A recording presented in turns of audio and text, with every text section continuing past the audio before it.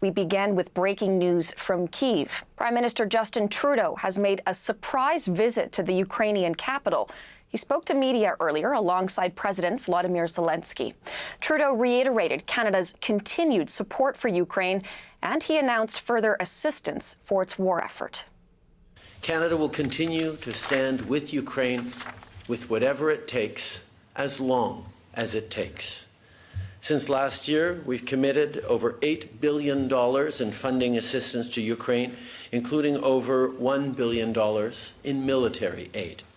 In addition, our spring budget extended a $2.45 billion loan to the government of Ukraine for this year, with the aim of supporting Ukraine's recovery and reconstruction.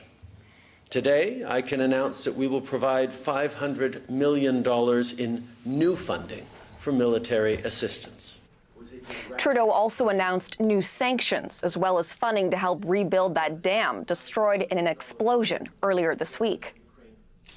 For more, let's turn to the CBC's Margaret Evans. She's there in Kyiv. So, Margaret, thank you for joining us. What more can you tell us about this visit by the Prime Minister? Well, I'll just pick you up on your mention of the dam and the enormous flooding and damage that we've been seeing down in the southern part of Ukraine, of course, in the midst of a conflict. Justin Trudeau was asked by the journalists in a bilateral meeting about this question. And as you said, it's a part of the funding package that has been announced today.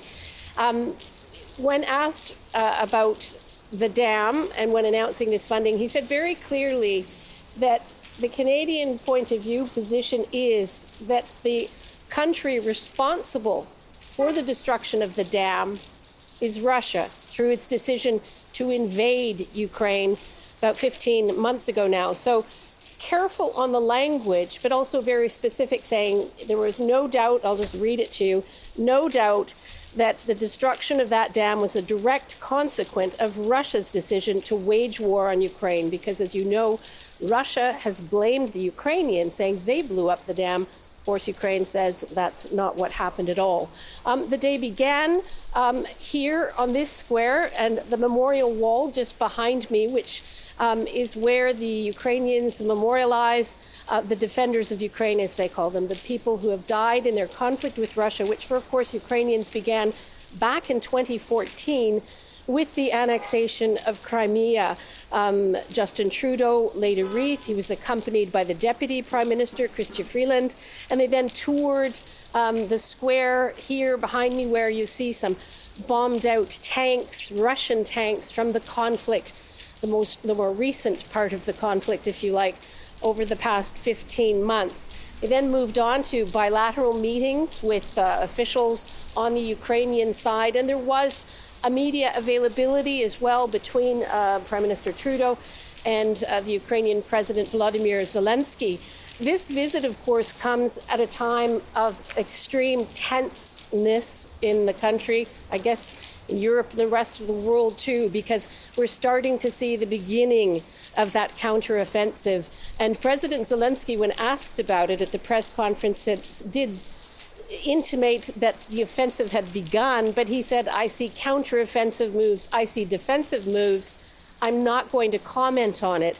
One Ukrainian reporter in particular asked him about the Russian President Vladimir Putin's comments, who said earlier this week the counteroffensive has begun and we are repelling that counteroffensive. And President Zelenskyy's response was, we're feeling very positive here. Our military commanders are feeling very positive here. And that's what you should tell Vladimir Putin. One other important event so far on this unannounced, somewhat surprise visit was that Prime Minister Trudeau was invited to speak before the Ukrainian Parliament, the Rada, which is quite a rare honor. And so quite a busy day so far. As you can hear the thunder behind me, it's quite stormy now. But the Ukrainians have been very grateful for the visit. Obviously, they do see Canada as an important supporter in terms of the military funding and humanitarian aid it has provided.